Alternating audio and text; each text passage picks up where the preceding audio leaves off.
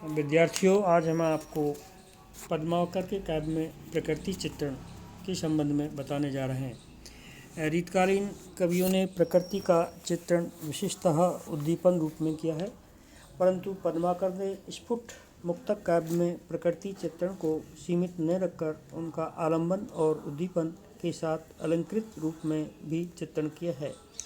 इस कारण उन्होंने प्रकृति चित्रण मुख्य रूप से 3 प्रकार से किया है: आलंबन रूप में, उद्दीपन रूप में और आलंकारिक रूप में। यहाँ पद्माकर के प्रकृति चित्रण की विशेषताओं को उक्त तीनों रूपों में विवेचित किया जा रहा है। पहला है आलंबन रूप। श्रृंगार, वर्णन एवं ऋतु चित्रण के प्रसंगों में पद्माकर ने प्रकृति का आलंबन रूप में चित्रण किया है।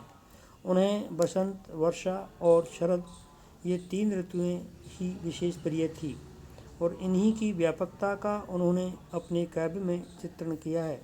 पद्माकर के ऋतु वर्णन में अत्यधिक सूक्ष्मता एवं कोमलता है। उसमें लताओं, वृक्षों, पक्षियों आदि का स्वाभाविक एवं मनोहारी चित्रण हुआ है।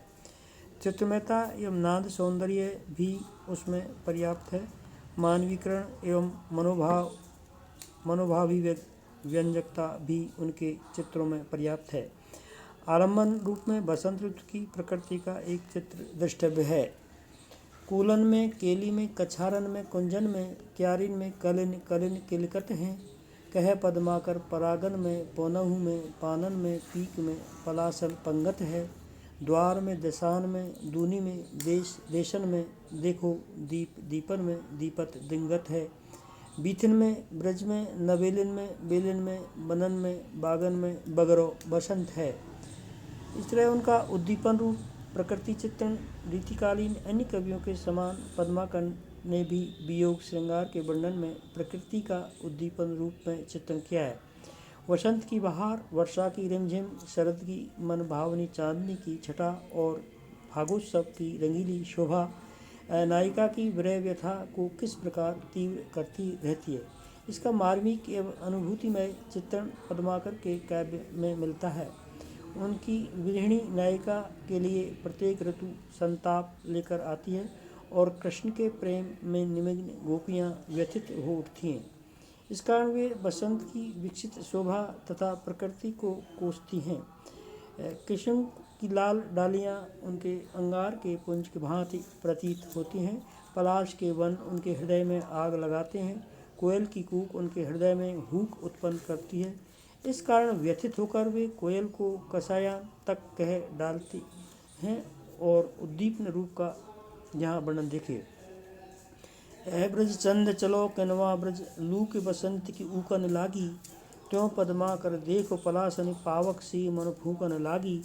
बै ब्रज बार विचार वधूवन, बावरी लो हिय कूकन लागी। कार्य करूप कसायन बेश, कुहू कुहू कोयलिया कूकन लागी। इसी तरह आलंकारिक रूप में प्रकृति चित्रण पद्माकर ने रीतकालीन काव्य परंपरा के अनुसार प्रकृति चित्रण में आलंकारिक शैली भी अपनाई है। अनुप्रास और यमक अलंकारों में उन्होंने प्रकृति के अनेक शब्द चित्र उपस्थित किए हैं। अर्थालंकारों में भी प्रकृति के सजीव रम्य दृश्य चित्रित किए हैं। बसंत ऋतु के आगमन पर पद्माकर ने अलंकृत शैली अपनाकर प्रकृति का कैसा चित्र उपस्थित किया है, ये देखने योग्य है। औरे भांति कुंजन में गुंजरत भौर भीर, औरे डोर जोरन पे बोरन के हैव गए। कह पद्माकर सु औरे भांति गलियान, छलिया छबीले छैल और छवि छवे गए। और भांति वियग समाज में आवाज होती, ऐसे ऋतुराज के ने आज दिन दए गए। और रस और रीत और राग और रंग और तन और मन और वन है गए।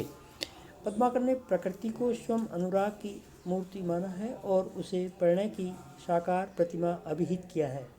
उन्होंने प्रकृति को मस्ती से परिपूर्ण एवं प्रेम की उन्मादीकारी शक्ति के अधिष्ठान रूप में चित्रित किया है।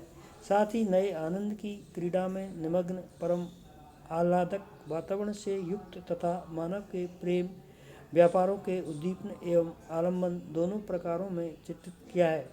इसका परिणाम यह हुआ कि पद्माकर के एक ही छंद में प्रकृति के विविध रमणीय एवं मोहक दृश्य अलंकृत रूप में उपस्थित हो गए हैं। पद्माकर द्वारा चित्रित प्राकृतिक सुषमा संपन्न एक वन कुंज का रमणीय सजीव परमोन्वादक एवं सम्मोहक दृश्य निम्न पंक्तियों में देखिए, जिनमें एक दूती किसी प्रणयिनी को निश्चित भाव से चलने का निमंत्रण दे रही है और साथ ही इससे यह संकेत भी करती है कि वह उपवन ऐसा रमणीय एवं मादक है कि वहाँ जाने पर प्रेम भावना का अनायास ही उदय एवं विकास हो जाता है। कदम अनार आम अगर अशोक थोक लतनी समेत लोने लोने लाग भूमि रहे, फूली रहे, फली रहे, फैली रहे, कंपी रहे, झपी रहे, झाली रहे, झुकी रहे, झूमी रहे। पूर्व पंक्तियों में वर्णित प्रकृति के नाना उपादानों में स्वयं एक मस्ती है, एक अनोखी अलंकृति, एक मानवीकरण की वृत्ति है।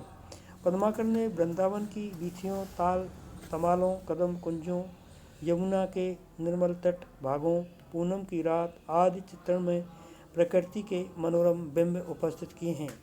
ऐसे में स्थलों पर अनुप्रास अलंकार का नाद सौंदर्य साकार हो उठा है तथा बीच बीच में यमक की शब्द मैत्री तथा अनुप्रास की वर्णावृत्ति भी प्राकृतिक दृश्यों के शब्द चित्त उद्दीप्त करने लगती है। यथा वर्षा ऋतु का यह प्राकृतिक दृश्य देखिए। चंचला चमकै चहु औरन ते चाहे भरी, चरज गई तो फेरी चरजन लागी री।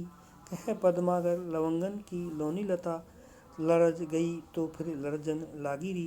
कैसे धरो धीर बीर त्रिविध दशमीर तन, तरज गई तो फिर तरजन लागी री। घुमड़ी घुमड़ी घटा घन की घनेरी अबई, गरज गई तो फेरी गरजन लागी री। अंततः निष्कर्ष में हम कह सकते हैं कि पद्माकर के काव्य में प्रकृति के व्यापक, कोमल और मनोरम चित्र अंकित हुए हैं।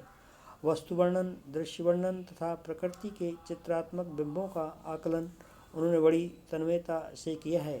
उनके ऐसे चित्र सजीव एवं साकार हो उठे हैं जिनसे उनके काव्य का श्रृंगार वर्णन अनुभूतिमय एवं रागात्मक तत्वों से व्याप्त दिखाई देता है। उनके प्रकृति चित्रण द्वारा ऐसा मनमोहक प्रमोदवादक वातावरण निर्मित हुआ है कि जिससे प्रेम का सम्यक उद्दीपन और विकास हो सकता है।